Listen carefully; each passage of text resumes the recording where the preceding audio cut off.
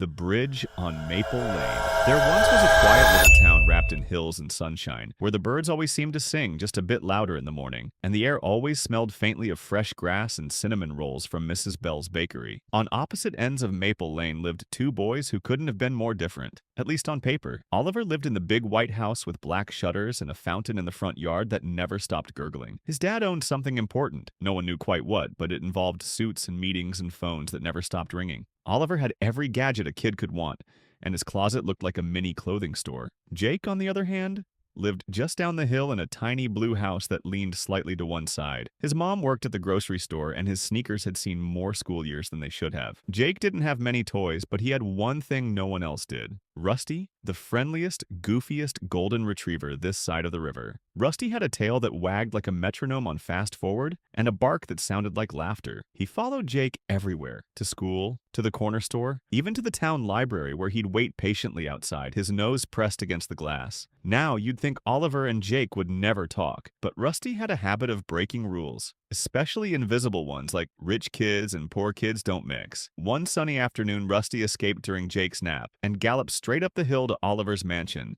like he'd caught a scent of steak and tennis balls. He found Oliver sitting alone by the fountain, tossing pebbles into the water. Rusty barreled toward him, knocked him flat, and gave him a faceful of slobbery kisses before Oliver could say, "Whoa!" Jake came sprinting up moments later, panting, cheeks red. Sorry, he does that.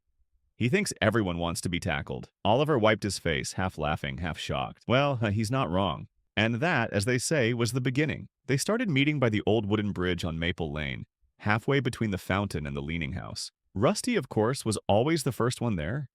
The boys played catch, built paper boats, and shared stories. Oliver told tales of cities he'd visited, and Jake shared wild adventures he imagined on his long walks with Rusty. Oliver brought cookies from the kitchen.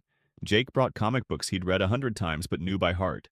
Rusty brought the magic. As seasons passed, the bridge became more than a halfway point. It was their meeting place, their equal ground, their tiny secret world. And in that world, money didn't matter. Shoes didn't matter.